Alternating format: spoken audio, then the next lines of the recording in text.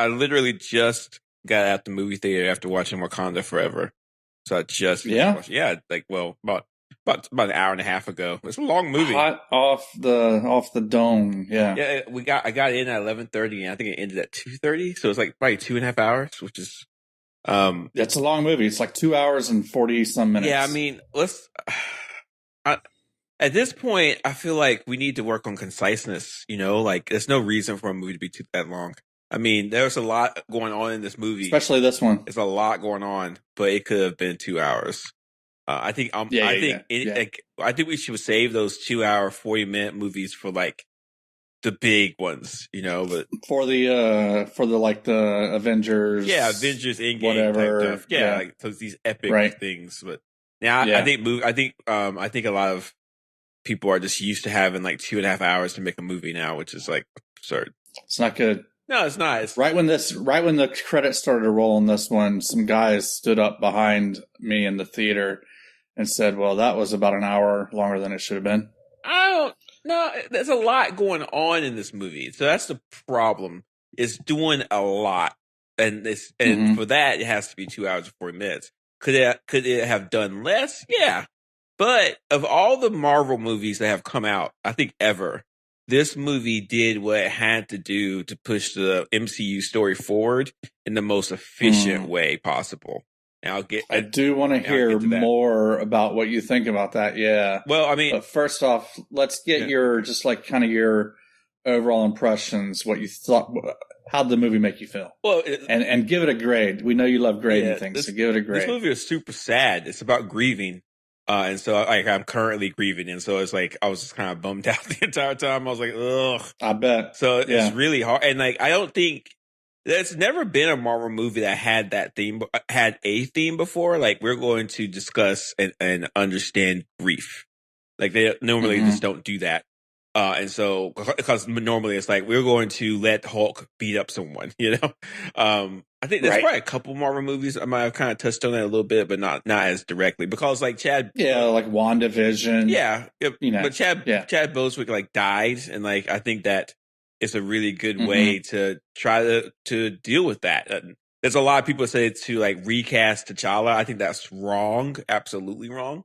It's wrong for a couple different reasons. I'm trying to be long-winded, but it's wrong to say, hey, this person died of cancer, let's ignore it and recast him. I mean, that's just wrong. Like, it's just not good to do. And I think Marvel did the right thing. It's like, we need to take this seriously. This person died. We all cared about him, but we're not going to recast him. We're going to hit this head on. There's some problems with that from a story beat. And I think a lot of young people, especially young men, want T'Challa to be a man so they can have some fantasy fulfillment. I understand that. But at the end of the day, I think they did the right decision. But as far as the movie itself, it's this movie. If people hadn't liked the actor as much, they probably would have recast the character. I don't know about that. Maybe. I don't know. I hope that's not true.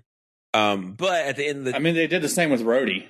Yeah, but he didn't die. That was very early in the MCU. And he didn't die. He was just a jerk. Well, right. He wanted way more money, but this person tragically died of cancer. And so again, I think Marvel did the right thing. I mean, it's a whole movie that's like giving tribute to him, which is a big deal. And it's okay to be sad. Right. It's okay to be sad. But I would give this a solid B+. And it's only a B+ because this movie is doing a whole bunch of work for the future of the MCU. Right. It's doing a lot of work. And at some point, the foundations to start buckling. This is too much to carry. But it doesn't completely collapse. Okay. How about you? I think this movie's doing a whole lot. I'm going to leave it there. I'm not going to say it's doing a whole lot of work because I'm not really seeing the work that you're seeing. Yeah. So I do want you to like go into that more. I will. To me, it just felt like it was doing a whole lot. I felt like there was a lot of stuff in here that was not needed. I think they easily could have cut this movie down to under 2 hours. I don't know. It's weird kind of talking about these movies so close to having watched them. I watched it yesterday. You watched it today. Maybe a few weeks or months from now, I'll have a different outlook on this movie. Probably, yeah. But right now, I think it's definitely one of the weaker movies out of the MCU that I've seen.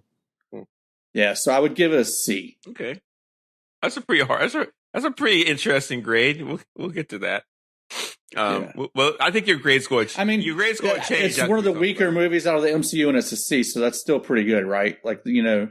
Well, yeah. There's not a single movie out of the MCU that's an F. But no, there's probably a D. But remember, we are going to rank the Phase 4 movies, so that's right. So that's coming up next. We'll have an episode where you can get deeper into your rankings. So don't worry, you'll have plenty of time to talk about it. All right. Okay, so there's a lot going on as far as the movie itself. Let's start with the silent movie logo, which I thought was poetic. Normally the Marvel logo has like it's the da da da da da da da da da da da, and it has like all the different scenes from all the Marvel movies, and we're like getting super hyped. But this one was just all Chadwick Boseman, and it's very sad. And so again, Marvel's not trying. And it wasn't totally silent. It had some like ambient sounds in it, just so that people didn't think there was something wrong with the movie. But it was mostly silent. Yeah, and even the beginning of the movie, the first scene is like they're trying to save him and they can't. And so like the Black Panther, T'Challa dies the very first scene. And then we get of course we get the funeral, and then a year later, and just to step back, if the president of the United States tragically dies, or when the Queen passed away, that's a major event for a nation. That's a lot for a nation to deal with. And so again, it's pretty tragic for Wakanda, a nation that's so powerful, that has so much ingrained in the succession. If you remember from the original Black Panther, a big chunk of the movie was him becoming king, right? All the different things he had to do to get it. And it was very important for them for that to kind of change. It's like it's going to leave a country unmoored. That's one thing I kind of thought. That's been what? It's been like 5 to 10 years that he was the leader of the country. Well, there's some timeline stuff that we can get to that we're going to get to later, I thought, but we can get to it now. Let's do some timeline stuff. T'Challa was king of Wakanda for about a solid maybe year and a half. Then Thanos showed up and snapped everyone, including him. So he was gone for 5 years. He shows back up when everybody comes back, and he's probably king again for about 2 years and then dies. So maybe a year. So he's like his actual reign was short. And just think about it that way, that country had to deal with him being gone twice. Once because of Thanos, and then once because he died. So that's a lot. So like maybe 8 or 9 years. Well, if we're excluding the five. So I mean, from our point of view, as like the start of his reign and the end of his reign. But he was gone for 5 years. 8 years. I would say 8 years. It's really weird. I would say 8 years. Okay. In fact, if you watch Thor: Love and Thunder, he actually says how long it was between him talking to Natalie Portman's character and seeing her for again. It was like 8.5 years. So about eight years. Oh, right. Yeah. But So, because he dies right at the very beginning of this movie. Yeah. So he was alive up until, And Angela Bassett's character, Ramona. T'Challa was. Yeah. Angela Bassett's character, Ramona, becomes queen. And she's ruling the country. And apparently, a lot of people want some Wakanda. I mean, Wakanda. A lot of people want some vibranium. I'm sorry. Okay. Yeah. Yeah. And so I wasn't sure where you were going with that. Yeah. I don't know what was I don't know what was going on in my brain with that. But the opening. Everybody wants some vibranium. Yeah. And apparently United States, apparently France thought it was a good idea to try to go to one of like the Wakandan outreach centers and steal some. And that didn't turn out well for them at all. They got their butts kicked in a very traumatic fashion. By the Dora Milaje. Yeah, I thought it was great. That was really good. I thought it could have been a little bit better, but it was strong. That was actually my favorite scene out of the entire movie. Yeah, is the combination of Angela Bassett as Queen Ramona at the UN. Really, really like great acting from her there, and simultaneously the French troops getting taken out by the Dora Milaje. And the Dora Milaje, the guy asked, where are the vibranium tools? And she opened the door, and the Dora Milaje come out of that blackness. and it's just like, oh my god, you're about to get worked, dude. You have no idea what's about to happen to you. And I think they should amp that up more. To be honest with you, the Dora Milaje are great. You know, we always love to see them. So I kind of want to see them do that a lot more. But anyway, that was also, I guess, where we get introduced to a new character, Aneka. She wasn't she in the first one? I don't know. Her face doesn't look familiar to me at all. I recognize her from somewhere. But like, you know, I really only recognize like one or two of the Dora Milaje. I recognize her from something. It might not be from Black Panther, but she's in the comics. She actually has a long story in the comics, so it's really cool that they brought her in. And in the comics, she has a connection to the Midnight Angel suit. So yeah, and I want to say this real quick. This movie, as far as staying true to the Marvel Comics roots, is pretty good. There's not a lot of places where they deviate highly. So this movie stands strong to the comic roots. Just to let you know. And so like the Aneka, the Midnight Angel suit, all that stuff's pretty much right. Do you want to like go into her story now, or do you want to save that for later? It's not much. It's a long story, but essentially she was framed for murder, or she killed some people, and she was like banished, but she had to do some other things. It's a long comic story. You guys can check it out. It's connected to the Doomwar, which is when Dr. Doom waged war in Wakanda.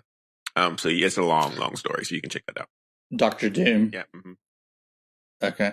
Yeah. This is part of the movie that I didn't really dig. Is, you know, I said that was my favorite scene out of the movie, but it has, you know, one of the parts of the movie I didn't like inside of it, which is, you know, she's fighting with these new tools that she got from, what's her name, Shuri, and then Okoye. I think I'm saying that name right. Yeah. Okay. Doesn't like those because they're not traditional tools. They're not the staff that all of the Dora Milaje are supposed to fight with.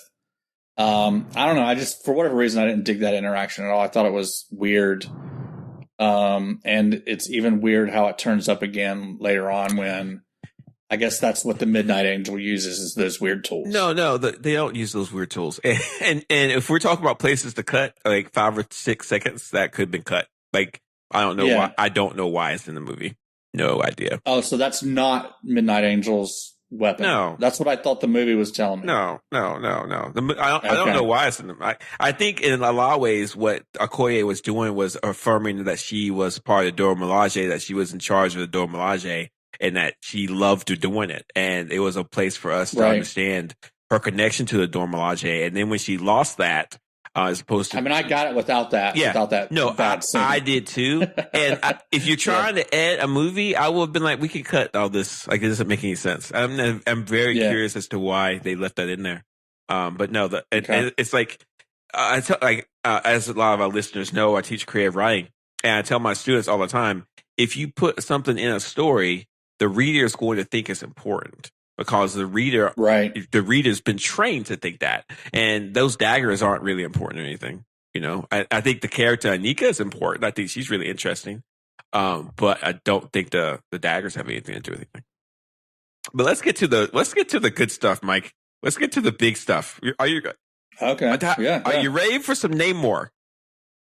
I'm ready. Are you ready? Absolutely. Are you ready for some Namor, Mike? Because this movie gave us Namor the Submariner in the way that he is in the comics. This dude, man, they did it. They pulled it off. What did you think of? Now wait, he's also completely different, right? Because in the comics, he's from Atlantis. Yeah, let's get into this. In the comics, there is Atlantis in the Marvel comics, but there's also Atlantis in the DC comics. And if you're Marvel and you're working on something, you're probably thinking, I don't really want to do Atlantis because DC already did it. So they changed the story. Mm-hmm. And I think they did a really good job of changing the story. I thought I guess we got to tell the readers what the story is. Mike, you do that. What's the story? How you pronounce their names? The Talokans? Yeah, the Talokan, the Talokanil. Yeah. Talokan is the place. The Talokanil is the people. The people are the Talokanil. Okay. How'd it happen? And Namor is their leader. So this was like back in the 1500s. Mm-hmm. They were all in the what's that peninsula? The Yucatan Peninsula. Yep. When the conquistadors came over, the Spanish came over and started doing what they do. They colonized the area, pillaged, all that good stuff. All that horrible stuff. Brought smallpox. Yeah, brought smallpox with them. Yeah, brought smallpox, started killing people. So Namor's mother is part of a small tribe of that's not Talokan, I guess. I guess they were Talokan at the time, yeah. or were they? Did they say? We don't know, and I don't want to get it wrong. So they're like some let's just say native Mexican people. Tribe. Yeah, let's say they're not Mexican because Mexico wasn't a thing then. So it's like well. I think Mexa was actually like a term. We're going to get but Mexico was not a country. Man, we got to be careful. Yeah, I think Mex was part of the culture. Let's just say native people before the conquistadors. Yeah. And I don't even like the term Native American because they wouldn't have called themselves. I didn't Americans, say Native right? American. I said native people. I didn't say you did. I'm just saying. Yeah, let's just say native. They were indigenous people. Indigenous people. They prayed to their gods for help. And their gods answered, and they said, "Hey, there's a blue. They got this nice herb. Yeah, there's a blue herb that's growing underwater. Take it, and it will change you." A woman was pregnant at the time. She didn't want to take it because she was worried what happened to her baby, but she was convinced. Right. They all took it. They all kind of died, but they all came back, and their bodies were completely changed. They could not breathe in. They could not get oxygen from the air anymore. They had to get oxygen from the water. And so they all... Yeah, Namor is different because his mother was pregnant with him at the time that she took the herb. Yes. So he was in the womb. He got some of that stuff directly rather than inheriting it like the rest of the Talokanil. Yep. So he is very different from all of them. He's a mutant, we find out. He says he's a mutant. Yep. He's kind of like a daywalker, right? He's kind of like a daywalker version of a vampire. Wow, dude. You nailed that one. He is their form of a daywalker. Yeah. Mm-hmm. That's an interesting reference. Nice job. Mm-hmm. He can be out of the water. Doesn't really affect him that much unless he dries out, I guess. But he can breathe outside of the water. Doesn't need any kind of a breather. Yep. His skin doesn't change color out of the water. Nope. He's got wings on his feet. He can fly around, and he is incredibly powerful. Yes. In this movie, seems like he's equally as powerful as I've ever seen Hulk be in the MCU. Yeah, and I want to stop here and talk to the people real quick. And this is towards some weirdos on the internet. Some people are saying that Namor is not as powerful as the Hulk. It's not as strong as the Hulk. Go read some comic books, ladies and gentlemen, because if you read any comic where Namor and the Hulk fight, it's always to a standstill. Namor is absolutely as powerful as the Hulk. We've seen that. Really? Okay. We've seen that 1,000 times. There's actually a comic called The Defenders where the Hulk and Namor were in it, and it was written by Eric Lawson about 20 years ago, where the Hulk and Namor would just fight each other because they didn't like each other, and they would just constantly fight. It was actually hilarious. Right? Where Namor would just Hulk would get on Namor's nerves, and they would just start scrapping, and they would go toe to toe, and nothing would happen. So for all you people out there who have never read a comic book, Namor is absolutely as powerful as the Hulk. And that's why when I saw what he was doing on the screen, I was so impressed because the movie definitely understands that too. Yeah, I really liked Namor in this movie. Yeah, he's vicious, man. He's vicious. He's one of the highlights. And I liked what they did. I liked how they made him,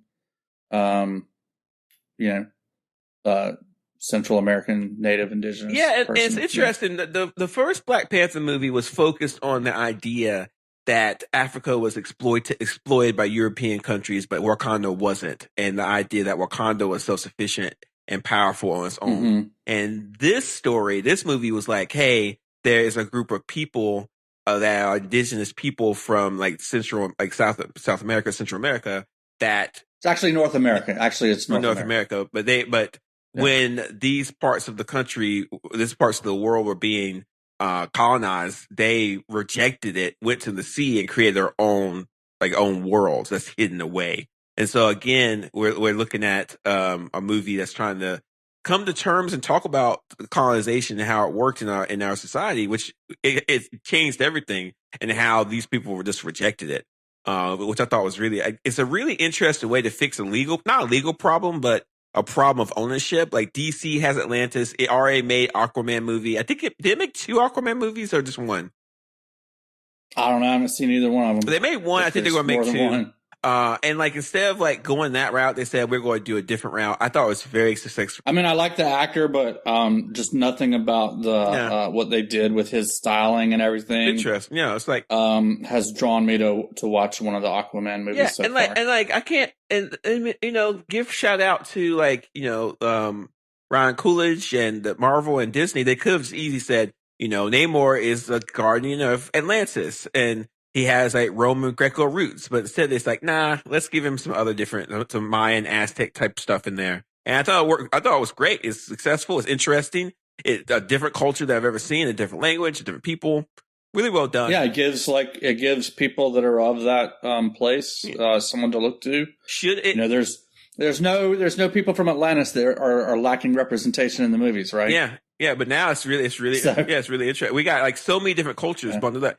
Now here's a question, Mike: should this have been its own movie? Because we got a lot. It's a lot going on, right? And so, what do you mean by that? Should Namor have had his own movie? Should it have just been Namor instead of Wakanda Forever? Because Wakanda Forever had to tell multiple different stories, including having to bring in Namor, and like it's one of the reasons why the movie's so heavy.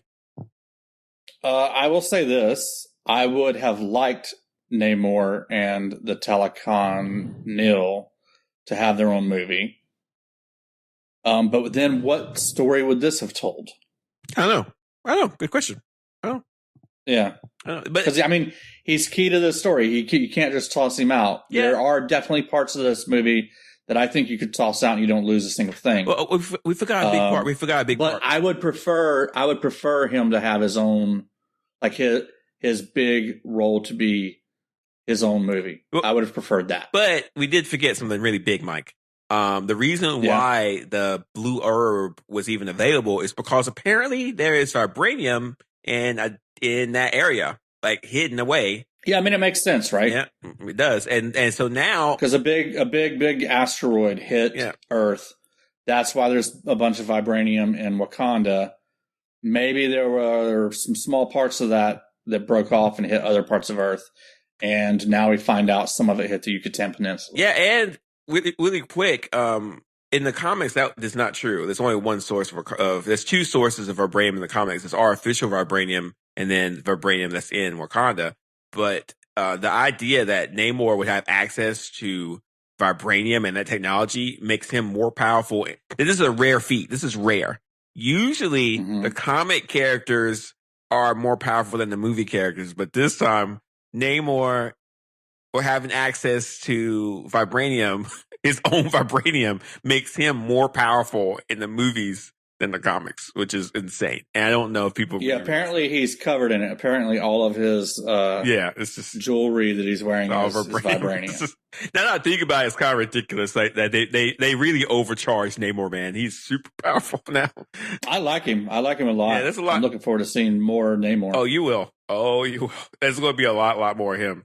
And I hope what I hope is that he stays true, which is like he's on his people's side. He's not a good guy or a bad guy. He's like, what's good for my people? And so that's going to be a running theme for a long time.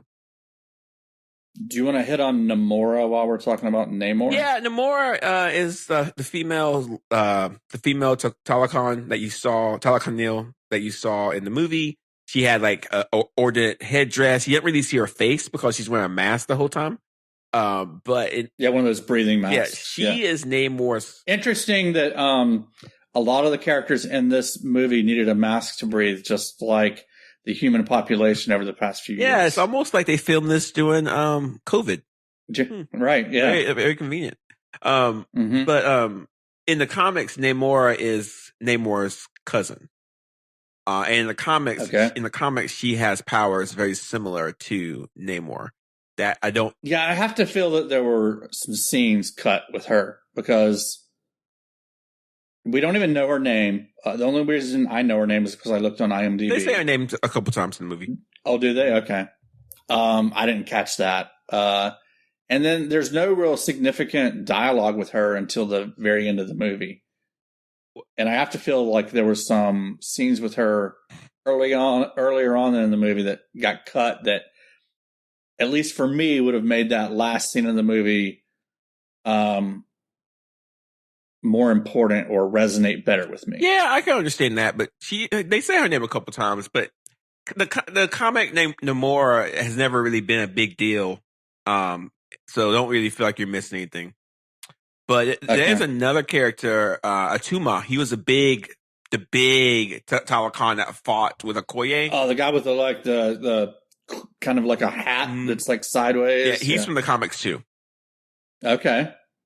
So maybe we'll add that to the show notes. Nothing. No, just he's a big dude. I think he might have something. I might have to put it in the show notes. I remember him from a comic. So these names are like the names are translating from the comics. Namor, Namora, Atuma. They're the names from the comics, so they didn't change it at all. Yeah, it's interesting because they do sound like they would be. I thought about this too, Mike. When I was thinking about Wakanda Forever, like I was saying, okay, I'm going to see this movie.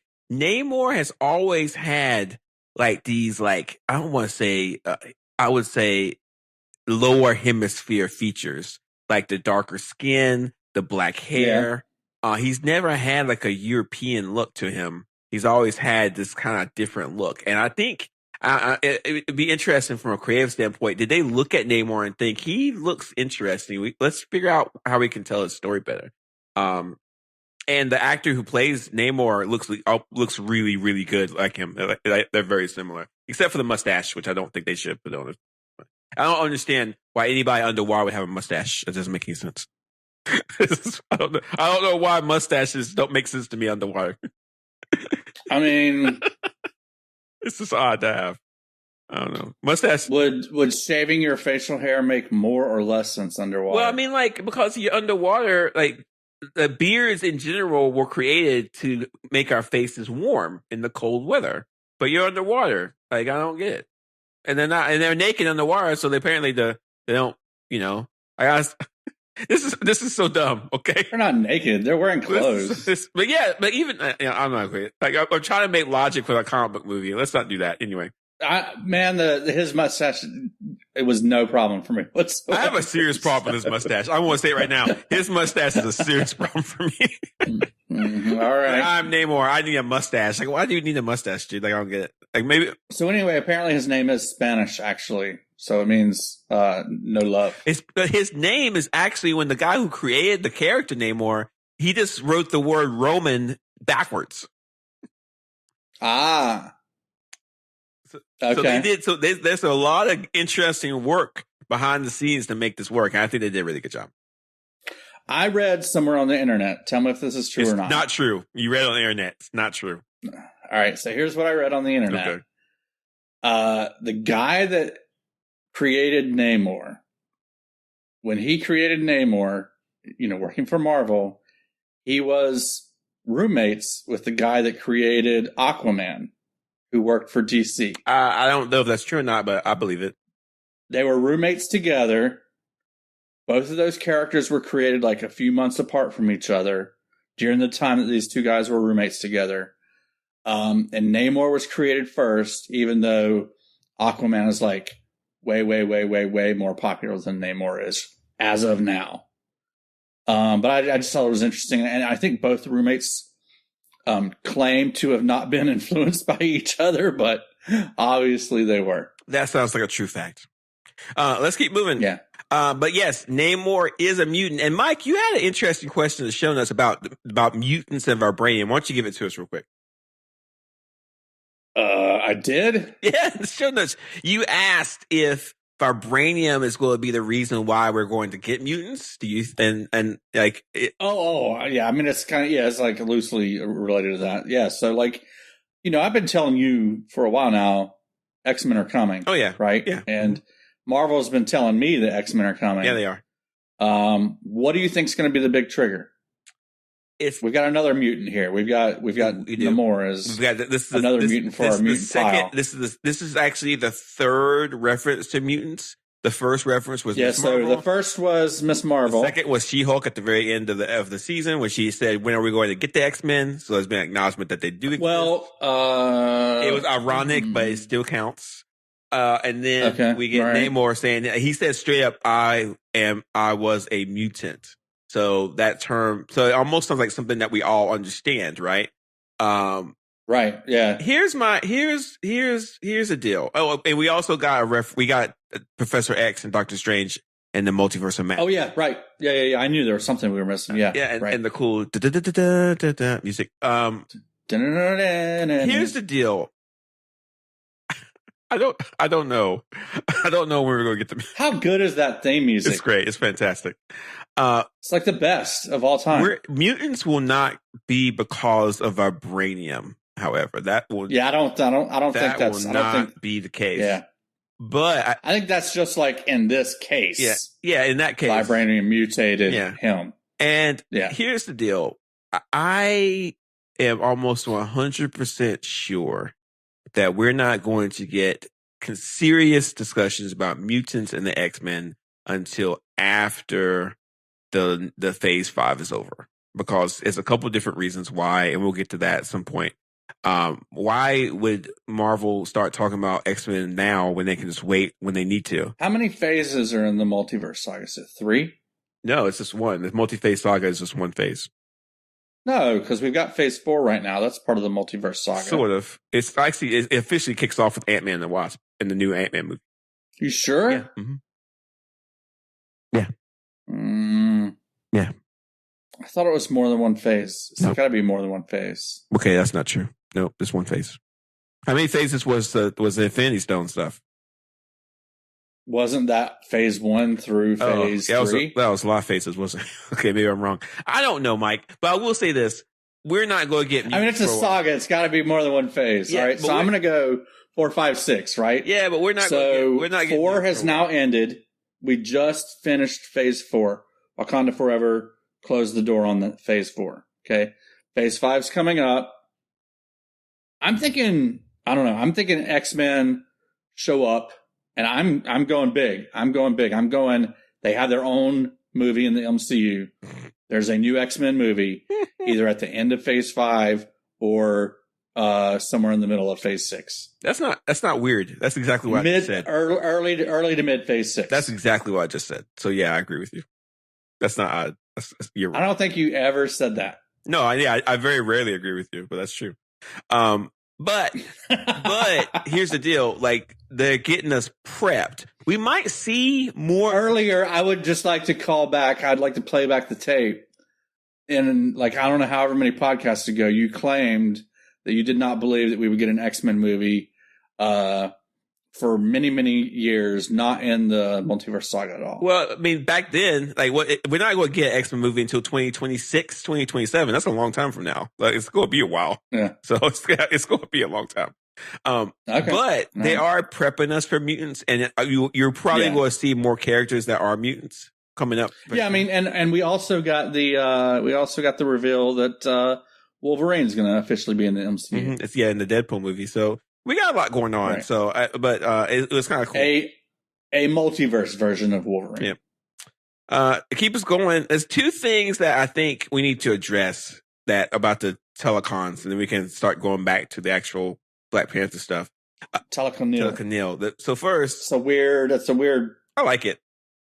Yeah, I mean, I like it. Talokanil. But yeah, in the comics, the Atlanteans were always blue skinned, always in the water or on the surface. In the movie, they're only blue skinned when they're on the surface.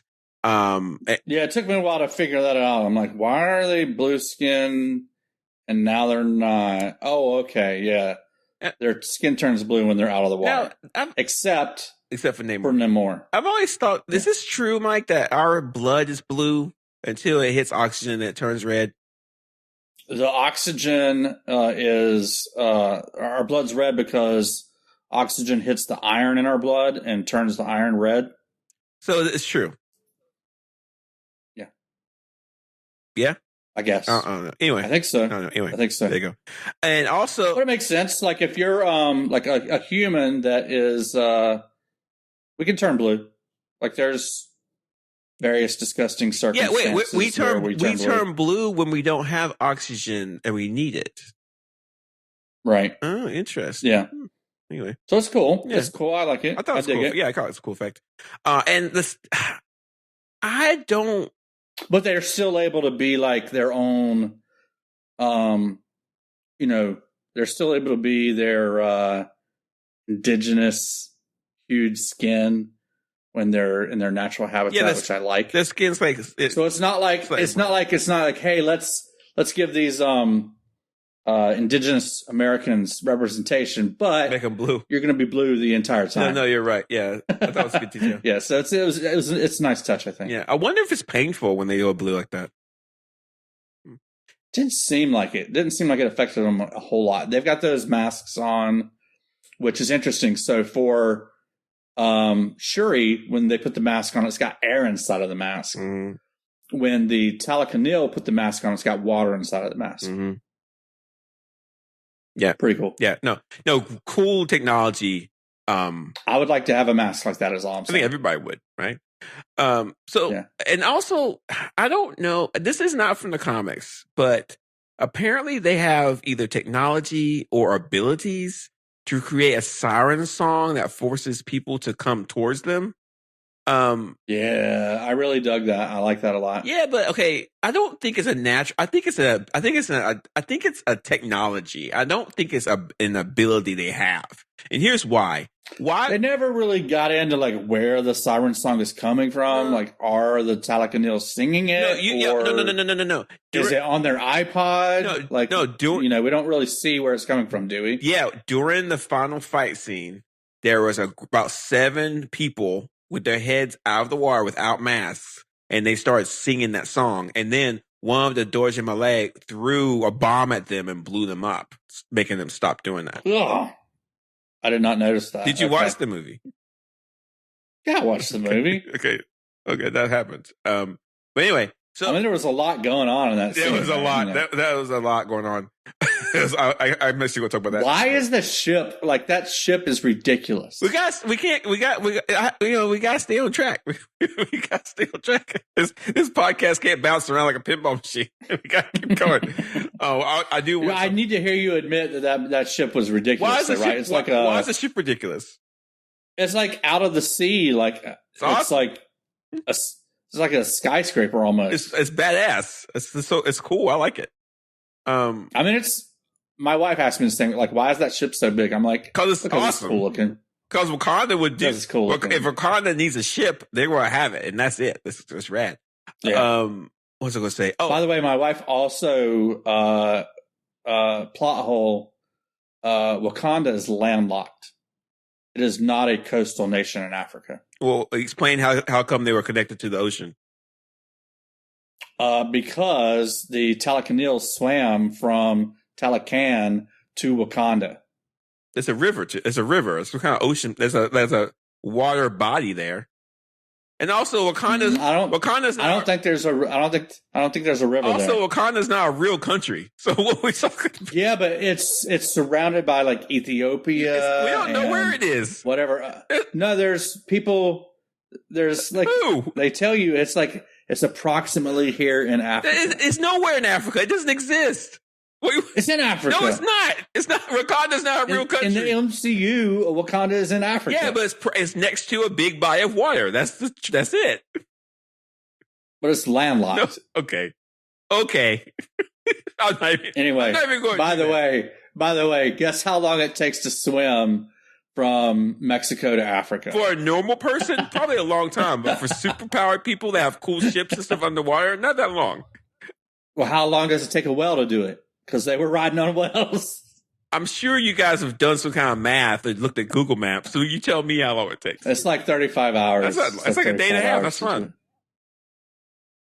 I just thought that was interesting. I wonder if they've got like those super cool jet streams Like they have one of those that leads to every continent they need to pop up on? I am not going to get, I don't get paid to theory craft like this. I don't know how the whales got from Mexico to a landlocked country that's suddenly not landlocked. I don't know how any of that stuff works. And I did think about some of this stuff, but then at the end of the day, it's like, it's a movie. I just want to sit here. Did you get excited when you saw they had killer whales? They had orcas that they were riding on? Not really. I thought it was kind of stupid. Like, it's like, Okay. I'm not a big fan. I'm not a big fan of enslaving animals for transportation, just in general. Okay. But it makes sense that they would do that, though. You know? Yeah. Mm-hmm. I would have liked to seen.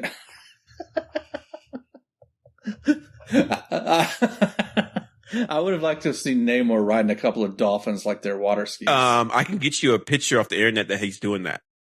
I'm sure you can. That's not strange. I'm pretty sure I've seen Aquaman do that in the cartoons before. It's pretty rad. We gotta get moving. Okay. Yeah. Let's get going. Riri, Ironheart. What'd you think of Ironheart? I thought Ironheart could have been eliminated from this movie entirely, and it would have saved some time, and we wouldn't have lost a single thing. That's true. We could have, except we need her for the future MCU projects. We have to put her in. Do that in whatever future MCU project you need her in, because she wasn't needed in this movie. I thought for her having to be introduced, I thought they did a good job of it. End credit scene? No, they did a good job. But no, it's like she took way too much time out of this movie. So here's the deal. And what good did she do? I'm going to explain it. She got her little Iron Man costume for a little bit, fought in a battle that she really didn't need to be fighting in. They would have won it without her. There was no key thing that she did. All she did was take a lot of runtime out of this movie. Well, I think they did a couple different things. One, they didn't do this. They did do this in the first Black Panther movie. They incorporated some aspects of America culture into the movie, and they did the same thing here. I don't think that Marvel and Disney are comfortable with making a movie without some kind of connections to America in some form. So that's as a really, really white American guy. I was born in America. I'm extremely white. I would have been totally okay without them forcing some kind of connection to the United States of America in this movie. I think you are, but I don't think they are. That's one. Two, I mean, what about, I know he's not American, but what about Everett Ross? Yeah. Everett Ross is American, right? The actor's not. Yeah, the actor's British. America Ross. Yeah, Everett Ross. Yeah. They could have done that. And I'm not saying that they could have cut. Yes, they could have cut her. They absolutely could have cut Riri out of this entirely. But here's the deal. I've complained about this before, right? And this is a problem that I had when I forget what we were watching. I think it was maybe Loki. I forget. But I've complained about the idea that the MCU isn't growing and building. This is a really. You've been complaining about that for the entirety of Phase 4. Yeah, and now look what happens. We get not one but two big characters in the MCU that's going to be cool to see. Yeah, but how about limit yourself to one within the feature film, and then the second one can be an end credit scene or something. Well, no, Riri deserves more than an end credit scene. She is going to get her own show. She's going to get something. Yeah. She'll get it. She's going to get her own show. She absolutely was not needed in this movie. Well, we can agree to disagree. I'm fine with that. Okay. I think she was fine. I'm right. I actually enjoyed her in the movie. I thought she was fun to watch, fun to see. She was all right. She was totally all right. I think when she put on her first suit, I hope I like her in Ironheart. But when she put on the suit and that FBI agent walks in the room, he's like, oh bleep. Okay, I can't cuss on here. He says, oh bleep. She has an Iron Man suit and she shoots him. That was really rad. And I just enjoyed the fact that they worked her in the way she did. And just for our listeners, she created a vibranium detector that the government stole and used. So that's why she was there. By the way, did we ever get a hint as to who are the people that are actually using the vibranium detector? Yeah, the Americans were using it. Well, other than the Americans, is it Val's people? Is it? It was definitely damage control. It was the CIA. Who is it? 100% CIA. CIA. Okay. Yeah, we need to get to Val. Oh, let's go ahead and get to Val now. Yeah, let's do it. Val, played by Julia Louis-Dreyfus, is in the movie. She's kind of surprised. Very good. You almost got that. She's kind of a surprise. I think that I was definitely surprised to see her in this movie. A lot of her lines, I think, were supposed to be funny, but they just don't connect 100%. And here's the deal. I think they were funny, but they weren't the kind of funny that you laugh at. I have a conspiracy theory about this. Are you ready? Okay. She wasn't in the original draft of this movie. They did reshoots for her. I think the Everett Ross Val storyline was filmed and thought about completely separate from the rest of the movie, and I think they shoehorned it in. That might be one of the reasons why. You could be right. You want my explanation about this? Yeah, go for it. Thunderbolts is going to come out at some point. I think they wanted to do something like that with her. I think they wanted to kind of show her face. If we're looking for places that things that did not need to be in this movie. I mean, we've already seen her twice. Yeah, but it's been a while. We haven't seen her since what? Black Widow? Yeah, that's the last time we saw her. Yeah, Black Widow. That was a long time ago. That was a couple years ago. We saw her first in Falcon and Winter Soldier, and then we saw her in Black Widow. Yeah, that's a while ago. And so, this is, if you look at the scenes, she doesn't share the screen with anyone else from the movie besides Everett Ross. And Everett Ross only shares a screen with the actors that play Okoye and Shuri. And so it just smells like reshoots left and right. It just smells like it. 100%. You might be right about that. So if you're looking for things that could be cut, all that could have been cut out. And I would have put her and Everett Ross. I would put Val and Everett Ross above Riri on. So Riri, I would cut first, and then I would cut those two. Yeah, I mean, I don't know. I'm curious to see where this goes with Everett Ross, though. We'll have to see. Have to wait and see. Because technically, he is. I did think it was interesting that Val and Everett Ross were married. Apparently, no. Yes, you didn't catch that. I don't know about that. They didn't do a good job with that because they were either married or they were a couple. They probably were a couple at some point, but again, this didn't. I think it was marriage actually, but I'm not entirely sure. I just don't. The jokes that she made and the way they interacted and some of the scenes just did not seem like they were baked in the oven long enough. It just seems like get it done and put in a movie, and it just didn't feel good. And the entire movie didn't really have a sense of humor from a tone perspective or anything else. And even from a directorial perspective, there were some issues. I saw fadeaway cuts and stuff like that. It's just the movie and this is probably because of COVID, but you could tell that there was too many hands in the kitchen with this one. And just fadeaway cuts. Yeah, when you got a scene, but then it fades to black or it fades into another scene. So one scene goes away, fades in, another scene fades out. We used to do it a lot in the 80s. I don't know why we're doing it now. Yeah. It was all the rage in the 80s. Like Star Wars did these fade wipe cuts. Yeah, and all over the place. You never see those anymore. I saw a fadeaway cut in this. I was like, what is it? 1986? What is this? Who does a fadeaway cut? It's really odd. But that's besides the point. But listen, I feel you with the Ironheart stuff. And I also, feel the same way about Val in here too. You just can see Disney and Marvel trying to put stuff in here. Everett Ross has history with Wakanda. Mm-hmm. So I can fully see him showing up in here, especially if we're sending him off to Wakanda as part of this movie and he's got some future there. Sure, let's have him show up in this movie for 5 minutes. Riri, I've never seen her before. I don't need to be introduced to her in this movie, especially when it takes us away from the story for so long. Not even away from the story. It takes us to, away from the locations. We're not in Wakanda. We're not in Talokan.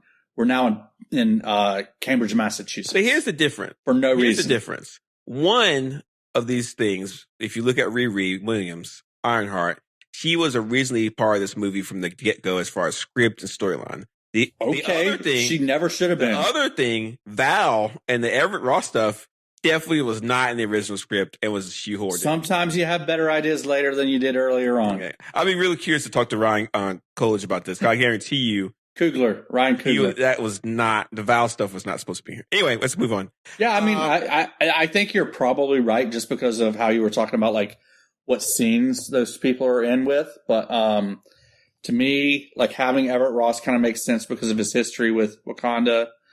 Riri, I think, in a way she was kind of done dirty having her introduced in this movie where all she did was add time to the movie, in my opinion. That's fair. I disagree. Let's move on. Like we got a couple of things we got to mention real quick. Not real quick, but mention. The biggest thing I think that we need to go talk about is two things. First, Shuri officially becomes the Black Panther. The Black. I was so holding out hope during that scene that Nakia was going to be the one to drink the juice. Yeah, I mean, I was so let down. Here's my feelings about this. Why didn't Shuri, Nakia, and Riri all drink the juice? I don't know. That's a good question. They didn't really answer that. I mean, there was definitely some left over in that bowl. Here's from a story. But yeah, Shuri's Black Panther. From a story element. From a story element, you need one Black Panther at a time. But it's from the cultural standpoint. As far as the comics are concerned, Shuri does become Black Panther, and there's also T'Challa. He's also Black Panther at the same time. So I mean, so you could have two. But from a comic, if you read the comics, you knew that Shuri was always going to be Black Panther. That's 100%. But as you told me in the previous movie, Ramonda told Nakia that she should drink the juice to become Black Panther. Yeah, that's what she said, but that's not what happened. And here's my feelings. And who in this movie has the background and the experience to be Black Panther? Is it Nakia? Is it Riri? Or is it Shuri? I'm going to explain to you. Those are the three people in the room. I'm going to explain to you why Shuri took it. As far as this is all story elements. Like this is directly from the movie, and this explains why she took it. Right? Okay. Revenge. She wanted to be able to be powerful enough to kill Namor. That is the only reason she did that. That's why she didn't do it to protect her people. She didn't do it for the right reasons. She did because she wanted to be powerful enough. She said that when she talked to Killmonger. And when she she drank it, she went into an ascendant plane. Killmonger was there, which I thought was an excellent scene. And she said to him, I want revenge. I want to kill him. And so from the get-go... Why is she so bent on revenge against Namor? He's been nothing but pretty nice to her. Did you see the scene where he killed her mother? Did you see that part? He killed her mother. Had that happened already? Yes. Did that happened? Oh, that had happened already. He killed her mother. And at that point, she lost her brother. She lost her mother. And this is from a story element. It makes a lot of sense for Shuri to take it. But she did not do it for the... She doesn't deserve it. Nakia deserves it. No one does. I mean, deserve. I don't know what that means. Because at the end, Shuri hasn't earned the Black Panther. Nakia has, but Shuri didn't. Shuri was only. Shuri has no combat experience whatsoever. But Shuri didn't take spent it her entire life in the lab. But she didn't take I know she did it because she wanted revenge. So that. But the Black Panther has to. Now is it? Yeah, is it the Black Panther? Or is it the King? Because in the first movie we see the Black Panther. He drinks the stuff. It removes all of his Black Panther abilities. Now he's fighting M'Baku for the right to be the king. So part of being the Black Panther is you have to be basically the baddest warrior in all of Wakanda. That's not Shuri. In a normal situation, you're right.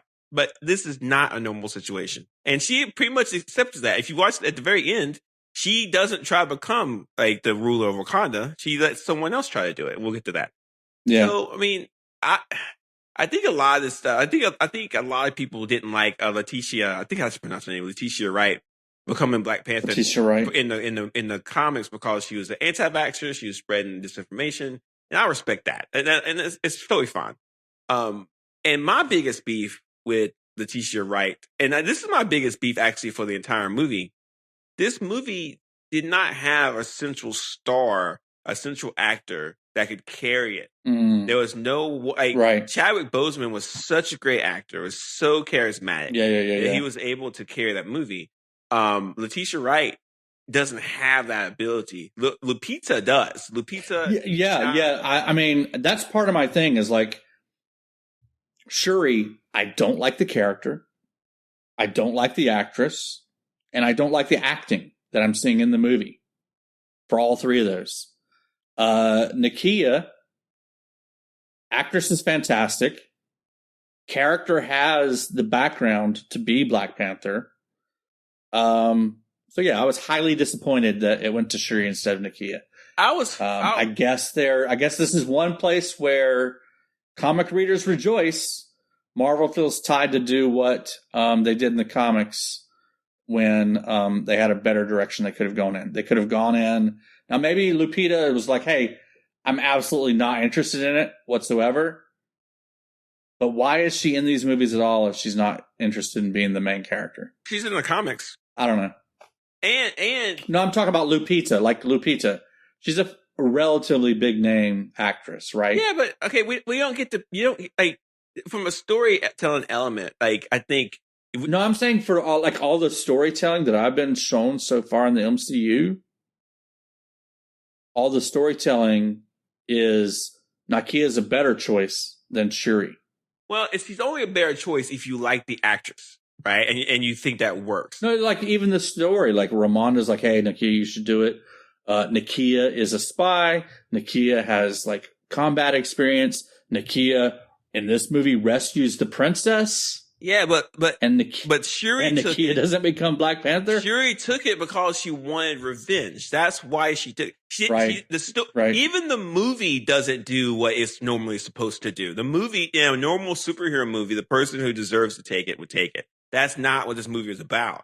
It was about someone who was deeply grieving, who had not reconciled that she couldn't save her brother's life. Someone who just saw her mother drown to death, wanting to take, worked overnight all day long to create a synthetic the heart-shaped herb to get power enough to kill him. And she risked the lives of her fellow Wakandans and the safety of her entire country to do it. And at the last second, before she could have killed him, she chose not to because she remembered what her mother said to her. And so again, if you want someone to take the heart-shaped herb and become Black Panther to have that's like the superhero arc, the story, that's not what the story wants to do.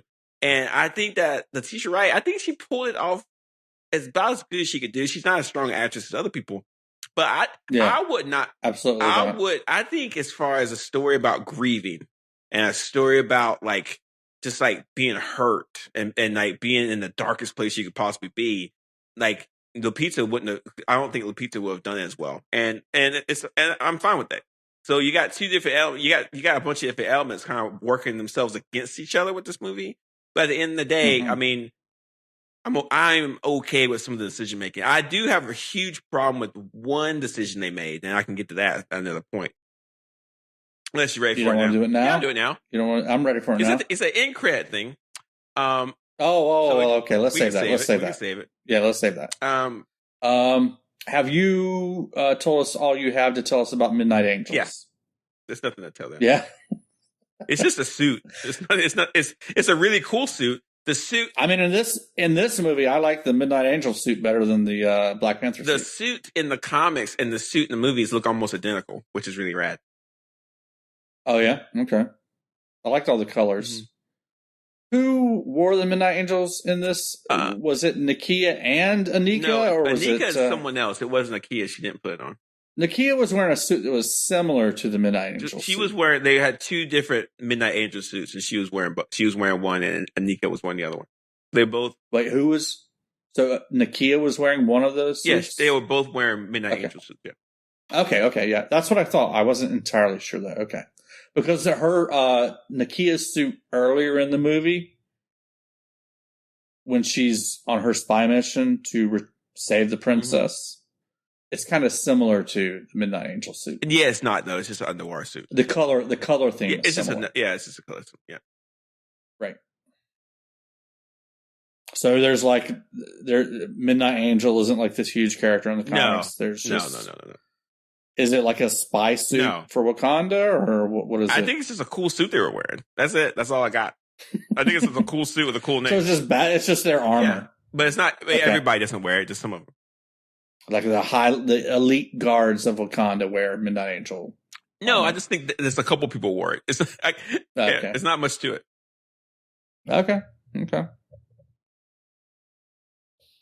Where do you think Everett Ross is going, or what do you think he's doing from here on out? Is he done? No, in the comics, he's like a liaison to Black Panther, and so I think that's why he's going to continue to do that. He's probably going to work. If we do get another Black Panther movie, which we probably will, he'll just be there like working with them. I'm not sure how the contracts look. Angela Bassett is definitely done. She's not going because he was going to jail. Oh yeah. And the Wakandans broke him out and took him to Wakanda. No, we don't know exactly if it was Wakandans or Okoye. Okoye did it on her own because she's by herself. We don't know if it's like a sanctioned thing from the Wakandan government or if Okoye just did it. So we don't really know. I don't know where he's going. I'm assuming he's going to Wakanda, but we don't know. Yeah. Okay. I figured it was a sanctioned thing. I mean, yeah, they don't. Again, I have a strong feeling that a lot of that Everett Ross stuff was kind of like put in as a side note to the script. We just don't know for sure. What else you got? Is he going to be a part? We know he's in some stuff coming up, right? What's he going to be in? I don't know. Do you? I don't think. So he's going to be in. What is what's the one with the Talos in it? Wait, what? Oh, the Secret Invasion? Shapeshifters. Yes, Secret Invasion. He's going to be in that, right? I don't know. I think so. Yeah, I think I did see him in that trailer. So yeah, I think he'll be in that. But yeah, you're going to see him again. I'm just not sure in what capacity. Okay.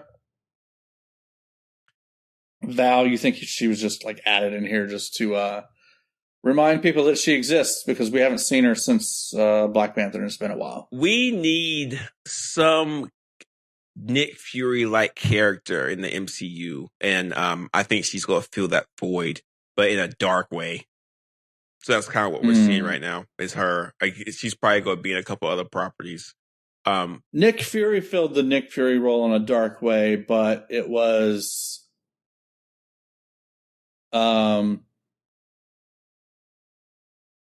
He didn't know he was doing it darkly, right? Like he was just doing what he felt was right, and at sometimes it took on a dark turn. I think Val, but Val knows she's being dark. No, I think Val's doing what she thinks is right too. I just think what she thinks is right is immoral and unethical. So was Nick Fury at times. You could argue that. I don't trust her as much as I would Nick Fury, and I think the MCU is trying to kind of present that. But again, in the comics, we don't know much about her. She's not a big name character in the comics, so there's not much to go on with her. Right. But I'm curious to see what they do with her after that. Do you think we're going to still see people like trying to rob vibranium throughout the rest of the multiverse saga, or are we kind of done with that whole plot line of people trying to get vibranium? You only go to see vibranium mentioned when there is some kind of connection to Wakanda or the Black Panther. You might see it in some side projects, but it won't be a big deal. Whenever Namor shows up, it's going to be a thing too. So I'm pretty sure that Namor is going to get his own deal at some point. But yeah, the next time we see Namor, it's going to be because someone's trying to steal vibranium from somewhere. Do you think we get a Namor movie announced in the next few days, or is the next time we see Namor, he's again in someone else's movie? Namor movie for sure. I'm not sure when they're going to announce it, but just based off of what we saw in him, he can carry a movie just fine. Yeah, he was great. So yeah, well, he was great. But I mean, if they announce it like this week, you're not going to see a Namor movie for 3 or 4 years. This takes a long time. Right? Yeah. I mean, When are they going to let us know? Probably. Because when they were revealing the rest of the multiverse saga, so phases 5 and 6, they had some holes in their schedule. Mm-hmm.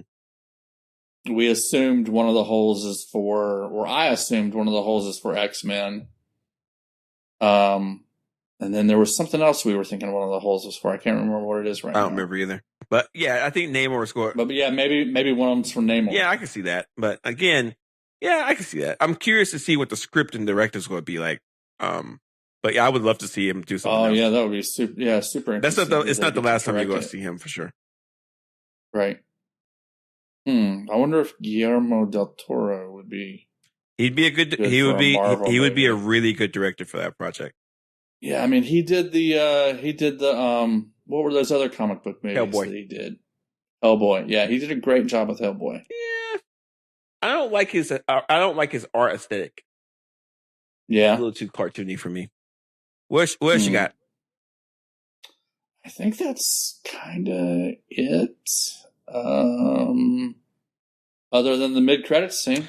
The mid-credit scene is touching for me. You see Shuri, she burns her funeral gown, which means that she's like past the mourning period and wants to move on.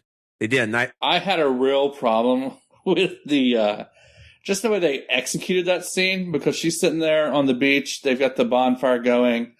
She throws what was it you said it was? A burial? Funeral gown. The gown she wore. Funeral gown. During her funeral. She throws her funeral gown on the bonfire. It completely disappears in that wide shot. And then they do they cut to a close-up shot of the bonfire with the funeral gown placed neatly directly atop the bonfire. And I was like so jolted by that transition. I didn't notice that.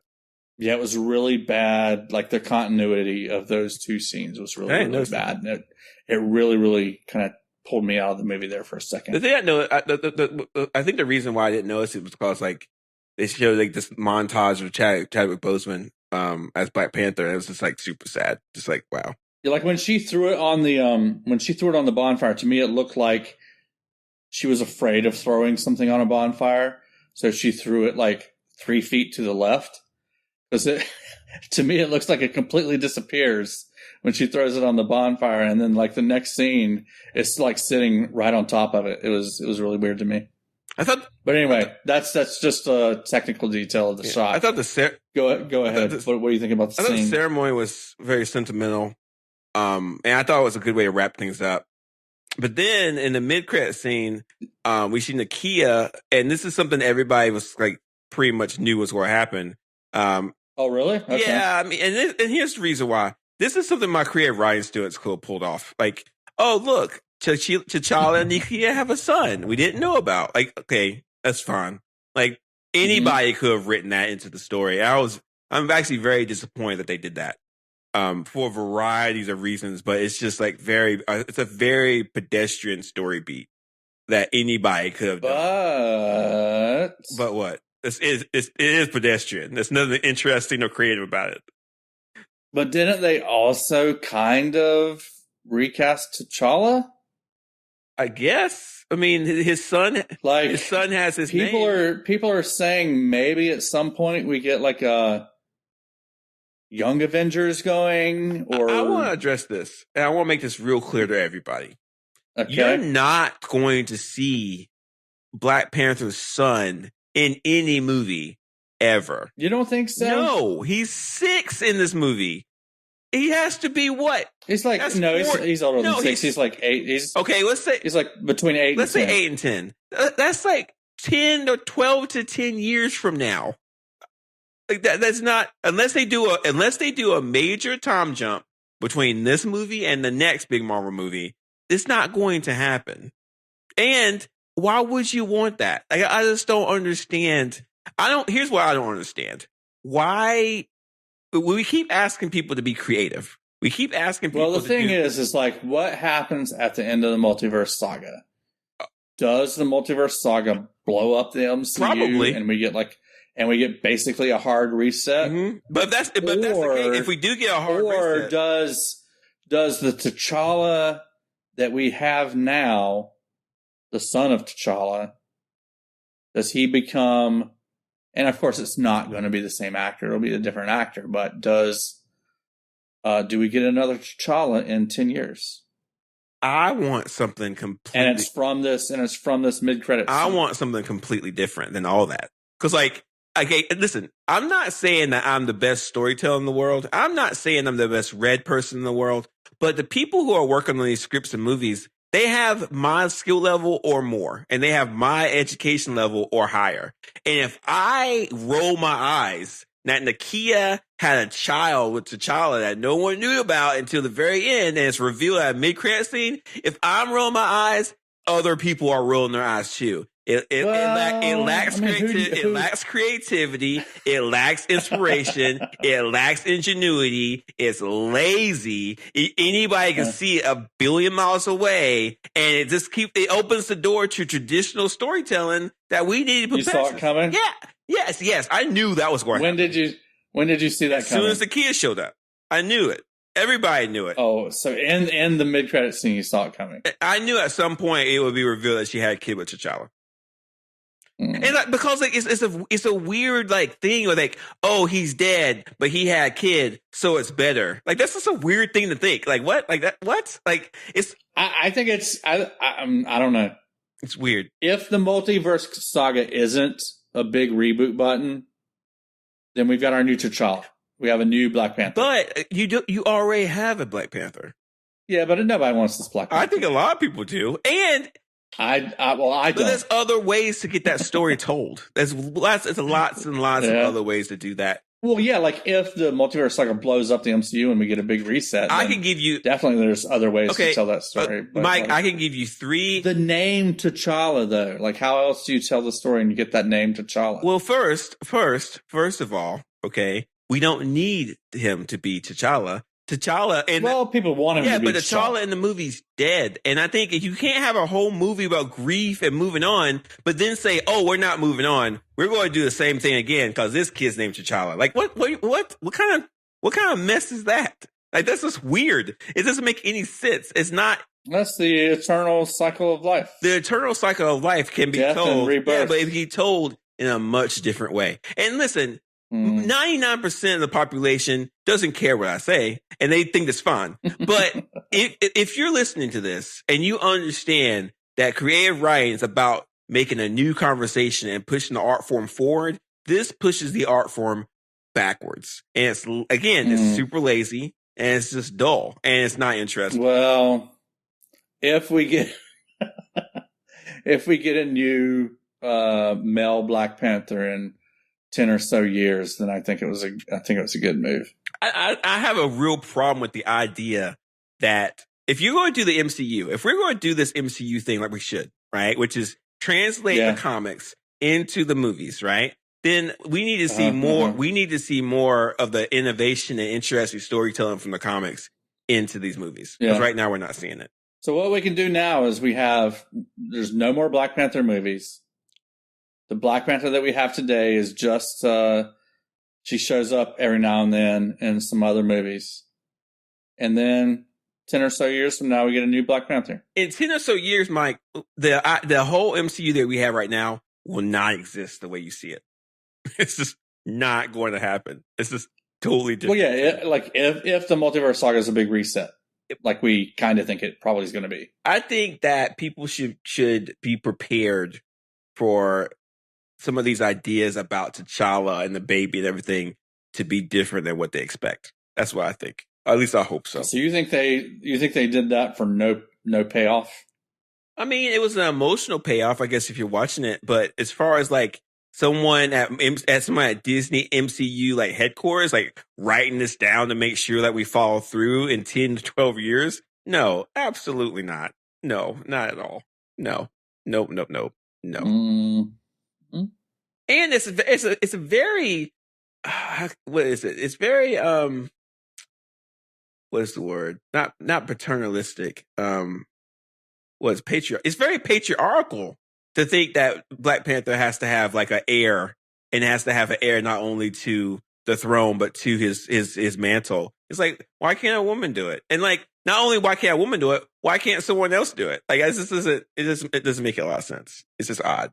Well, Shuri isn't, she's not cut out for it. Well, if Shuri was a different actress, she'd be saying something different, right? But she's not. So that's kind of what the people. If the character was the same, I'd still be saying she's not cut out for it. But she was in the comics. She's completely cut out for it. Not only was she a Black Panther, but she was the ruler. This is not the comics. This is the MCU. You can't have something like this. You can't have a movie like this that holds true to the comics so tightly and then not do that. It's not going to work. It's just not. Now, if M'Baku had become, Black Panther, M'Baku is based off of a supervillain from the comics. He's not going to be Black Panther. That's not even close. He's not a villain in the movies, though. All right, let's move on. We do have a couple things here as far as so we have some news you can abuse. Before you get in that, last words on Black Panther, Wakanda Forever. What are your last words? I think what should we all come away from this movie with? I think what you all should come away with is that this movie was trying to talk about grief in a very particular, very potent, very emotional way, and I think it pulled it off as best it could. In its heart, it did not want to be a sad movie, and at its base, it has to be an action movie. So you got a lot of action things, but there's two things that I think that from what I've seen, this was filmed during COVID, and if you go have a movie about grief, then the million plus people that die of COVID is going to factor into this. Plus the filming and the production, you can just kind of feel like some of the scenes weren't completely baked in. Some of the CGI and blue screen stuff didn't look that great to me. Some of the set pieces weren't 100% fleshed out. Some of the action scenes, I think the action scene with the Okoye on the bridge was the best action scene, but the other ones just didn't feel solid to me. And from a comic element, the fact that Shuri was able to survive a fight with Namor is an absolute miracle. In the comics, that wouldn't. Oh yeah, can we talk about that real quick? Yeah, no, it worked out because in the movie, like she stabbed with the spear and she survives barely, mostly because she has like the herbs go to protect her and heal her from that. I kind of cheered a little bit when that happened. Okay, you gotta come to terms with some of this stuff, like this a little bit. But but if you look at the fight, she's definitely underpowered. And Namor would just beat her up pretty good. And the fact that she survived was pretty impressive. Why did all of a sudden, once Namor had basically dealt a death blow to Shuri, all of a sudden he's like, oh, I need to drink some water. I am now completely exhausted. Well, I have no energy whatsoever. Let me slowly limp off towards the ocean. If you're in a fight like that, and like he struggled as hard as he could, he thinks he's dead. So he's like, okay, she's done. I've finished this fight. I need to get back to the ocean or I'm going to die. I think that makes sense. And so from that perspective, I thought that was pretty. And like the fact that she ripped off one of his wings or just like damaged one of his wings, that was brutal. And in the comics, there is a scene. It's going to grow back. Yeah, it's going to grow back. But in the comics, his wings are destroyed in the comics for a brief period of time, which caused him a lot of distress and issues. And seems like his wings are probably his Achilles heel. Ding. And in the comics, there was actually a court case in the comics where Namor is put on trial for his crimes against humanity, and I think it wasn't Matt Murdock, but somebody figured out or in the trial it was revealed that when Namor is out of water for any length of time, he slowly goes mad and he gets crazy, he goes insane. And then when he gets to the water, he's back. He gets to normal again. So that was one of the things that the comics dealt with. That was a long time ago. I don't think anybody ever read that before. But I think that fight scene with Namor and Black Panther could have been a little better. But at the very end of this movie, and I'll wrap this up real quick. At the very end, it's going to be hard to have a movie that is grieving over someone like Chadwick Boseman and work on all cylinders. And this movie just didn't do that 100%. That's how I felt. Yeah. Okay. Yeah, I just thought it was ridiculous how tired he got after he won the fight. And then that led to his downfall and complete surrender. Well, I mean, in the real world, when you have a half man, half mermaid type person who has wings on his feet, who could fly, which the flying scenes were super incredible, right? But then then fight someone who has like vibranium suit and claws. Yeah, he should have been able to work that out much better. Yeah, in the real world, you're right. In the real world. All right, but that's Wakanda. That's Black Panther. Wakanda Forever. And that's the last movie we get until February, which is super soon. I can't believe Ant-Man Quantumania comes out in February. That's like next week. I am so looking forward to that movie. I think that's going to open the doors to everything that you've been wanting. I hope so. I'm worried about the... It's really going to start connecting the dots. I'm worried about all the green screen stuff we're going to see. I'm worried about that. There's going to be a lot of green screen, a lot of use of the volume stage, I think. Yeah. But anyway, we'll see. Anyway, so if you guys haven't watched Wakanda Forever, definitely watch it. This podcast definitely spoiled a lot of it. So just to keep you posted about that. Yeah, I mean, you should have watched it first, but okay. Yeah. If not, maybe you're one of the people like Jay and you just love being spoiled before you go watch a movie. I have to be. So. At this point, I'm addicted to being spoiled. I have to be spoiled. I have to read spoilers before watching movies now because I don't care. Did you spoil yourself before going to see this? I read a synopsis that told me everything that happens. Yeah. It's not the story because here's the reason why, real quick. The reason why I can read spoilers is because I can predict what they're going to do anyway. So I need to read it to figure it out because I'm going to just predict it anyway. Because I've been doing this for so long. So it's not the story. So it helps you shut your brain down while you're watching. I can relax. Oh, I just read spoilers. I can relax now. I can actually watch this movie. And it's not the story that I'm interested in. It's the follow through. Mm-hmm. It's how they actually do it I'm interested in. Right. Like it's how they pepper it. Like the seasoning they put on the story. Exactly. So the story, No, none of these stories are going to surprise me anymore. I've seen it all. Okay. Okay. News you can't abuse. You ready? I don't know. Ready. I don't know if we talked about this. They're doing a Vision series. I don't think so. Yeah, they're doing a Vision Disney Plus show. There you go. I have no idea when it's coming out or anything like that. But it's called Vision Quest, which I think is really good. And there you go. It's a good name. Yeah.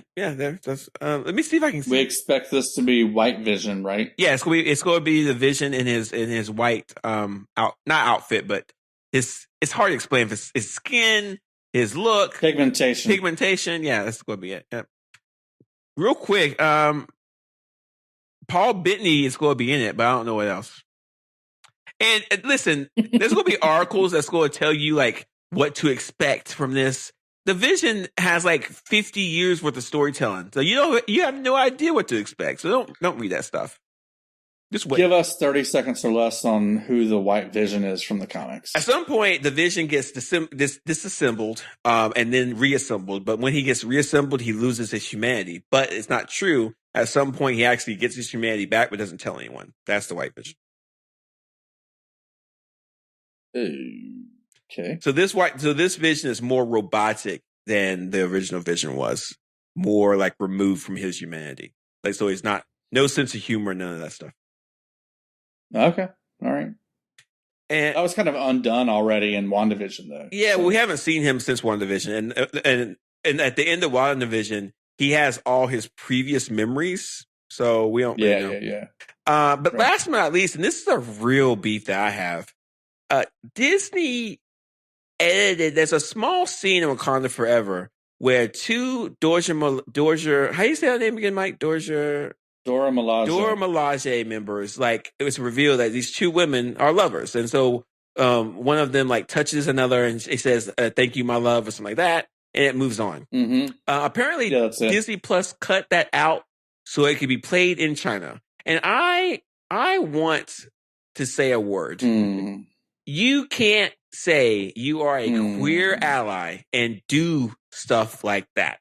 That is wrong. You should have told China and anyone else that wouldn't show your movie because of it. Too bad. So sad. We have billions of dollars anyway. If you don't want to watch it, fine. We won't show it in your markets. Who cares?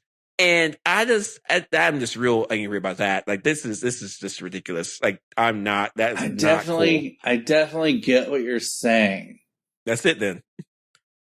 But at the same time, there's no buts on that one. This is the first movie where they've done this, right? Where they've cut one of these scenes out to sell it in China. I'm not sure. They might have done it. At least within the past, let's say 10 years, I think.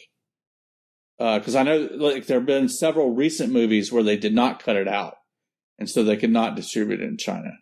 Good.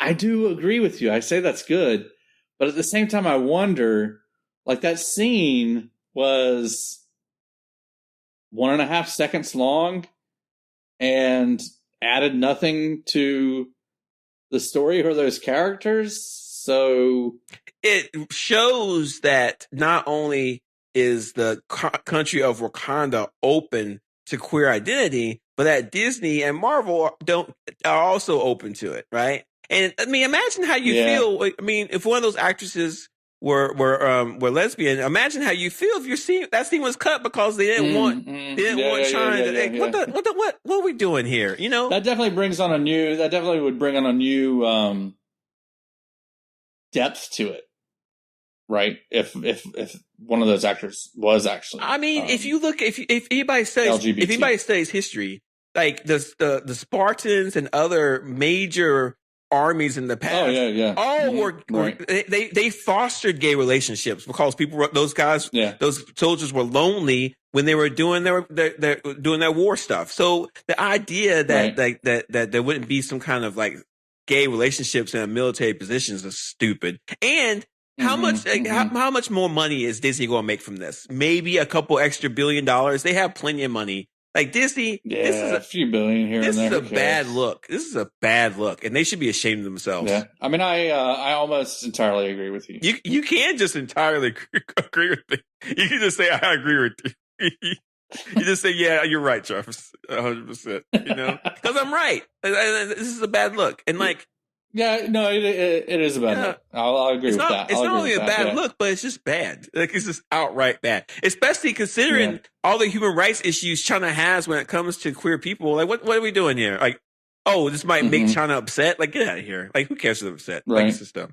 Right. Anyway, that's it. Disney, do better. Just do better. But that's it. Mike, what are we going to talk about next? Up next, we're going to go through and we're going to rank all of the Phase 4 movies of the MCU. How many? From worst to best. How many are there? I don't know. I should have looked that up. Like 5 or 6? There's, that seems like it's somewhere around there. Yeah, I need to. What's the first one? Well, hang on. I got to do some stuff. So I got a whole setup that we're going to use. It's going to be really fun. Oh, yeah? It's going to be fun. What's the whole setup? Well, you got to wait and see. Just wait and see. It's going to be surprising. You can't tip your hand a little bit? Give us a clue? We're going to do a tier list. So. Just wait for that. Like brackets? No, just wait. It'd be fun. All right. So, hey, Mike. All right. Awesome. If someone listened to this podcast and knows that other people saw Wakanda Forever and want to talk about it, and we brought up some stuff. We definitely didn't cover everything because this movie's pretty long. It's got a lot of stuff going on. Yeah, I mean, it was a 2 hour and 40 some minute movie. It's a lot. How would someone share this with people so they can listen to it? Pretty sure that however you're listening to this, there's a share button that you can hit right now. Hit that share button. Share it with your friends. Share it with whoever you want to talk to about this. Did you go see Wakanda Forever over the weekend with a group of friends and maybe some people that you just met? Pull up that group chat, hit the share button, share it with all of them. Talk about it. They probably would get a kick out of listening to this too. Also, you can subscribe, you can follow, you can thumbs up, you can rate us, you can comment, you can do all of that stuff. We would really appreciate all of that. We're on Twitter, we're on Mastodon, Reddit, Instagram, and YouTube. Yeah, check us out at all those places. Especially share us at all of those places. Share us until Twitter completely falls apart, which is at any moment. So if you're sharing this on Twitter, do it fast because it's not going to last much longer. We've got weeks to go there, so really days to go up there. days to come, maybe hours. Yeah, you never know. Yeah, but we still got a lot to talk about. We got a tier list coming up. We got Ant-Man coming up. So definitely share. So this don't forget the Guardians of the Galaxy holiday special. I can't wait. That's something that everybody is looking forward to. I cannot wait to watch that. Yeah, it's going to be great. I'm really excited. James Gunn and his second to last directorial work with Marvel. Now that he's off being the CEO of DC. So, yeah, can't wait to watch that. But thank you. It's going to be good. Yeah, it's going to be terrible. But thank you everybody for listening. We'll see you guys next time.